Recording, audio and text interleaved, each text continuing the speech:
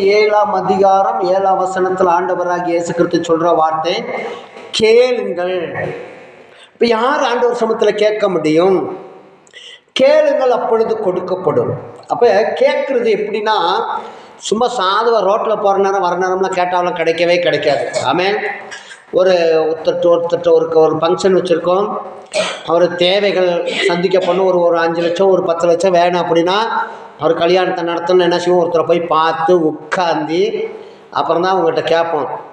ரோட்டில் போகும்போது எனக்கு ஒரு 10 லட்ச ரூபா கொடு, எனக்கு ஒரு 5 லட்ச ரூபா கொடு அப்படின்னா கொடுத்துருவாங்களா? என்ன சொல்லுவாங்க? இவங்க கேட்குறவங்களே லூசு மாதிரி இருக்காங்க. என்ன சொல்லுவாங்க? லூசு மாதிரி கேட்டு போகுது, என்னவா இருக்கும் அப்படின்னு. அப்போ தேவ சமூகத்தில் இந்த மாதம் நீங்கள் கண்டிப்பாக என்ன செய்யணும்? கேட்க வேண்டும். ஆண்டவர் சமூகத்தில் என்ன செய்யணும்? கேட்கணும். கேளுங்கள் அப்பொழுது உங்களுக்கு என்ன செய்யும்? கொடுக்கப்படும். அப்போ இன்னைக்கு கேட்காம நம்ம வாழ்க்கையில் நம்ம ஓடுறோம், ஒடியாரம், எல்லாம் செய்கிறோம். ஆனால் தேவ சமூகத்தில் உபவாசத்தை நம்ம கேட்பது அல்ல. உபவாச நாளையில் உட்காந்து நம்ம உபவாசத்து ஜெபம் பண்ணி ஆண்டவர் சமூகத்தில் கேட்பது அல்ல. ஏன்னு கேட்டால் என்ன செஞ்சோம்? அதெல்லாம் விட்டுட்டோம். அப்போ நம்ம கேட்கறது அல்ல. அப்போ கேட்காதனால அவரும் என்ன செய்வதில்லை? கொடுக்க போகிறது கிடையாது. ஆண்டவர் சொல்கிறாரு, உன் மன விருப்பத்தை நிறைவேற்றுவேன், உன் ஆத்மா வாழ்வது போல் நீ எல்லாத்துலையும் வாழ்ந்து சுகமாக கேட்டால் நிச்சயமாக தருவார். அப்போ தட்டுங்கள் திறக்கப்படும்.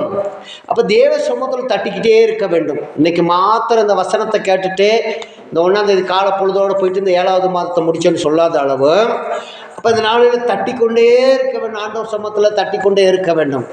கேட்கணும், இந்த 7வது மாதத்துலையாவது எனக்கு ஒரு மாற்றம் வரட்டும். அப்போ ஒரு நல்ல உபவாசத்து ஜெபம் பண்ணி ஆண்டவர் சமூகத்தில் நாங்கள் வெள்ளிக்கிழமை யார் இருந்தாலும் எல்லாத்தையும் ஜெபம் பண்ணிக்கிட்டு தான் இருக்கோம். நான் ஒருத்தனாவது ஜெபம் பண்ணிக்கிட்டு தான் இருக்கோம். எதற்காகனா ஆண்டவர் இவ்வளோ தூரம் உயர்த்துறதுக்கு காரணமே அதுதான். ஒருவேளை நீங்கள் என்ன நினைக்கலாம், என்னடா வெள்ளிக்கிழமை போய் நமக்கு என்ன நடக்க போகணும்? நடக்க போகாது அப்படின்னா நடக்காது. இது நடக்கும் அப்படின்னு சொன்னால் அது என்ன செய்யும்? நம்ம வாழ்க்கையில் நடக்கும். அப்போ ஆண்டவர் சமூகத்தில் தட்டி தட்டி கேட்க வேண்டும், கேட்டுக்கொண்டே இருக்க வேண்டும். இப்போ ஒரு மனுஷனை பார்க்க 1000 தடவை போவோம். அதான் சொல்கிறேன், ஒரு 10 லட்ச ரூபா ஒருத்தட்ட கடையை வாங்கிட்டோம் அப்படின்னா அதை கொடுக்க எத்தனை தடவை போவோம்? 1000 தடவை போவோம்.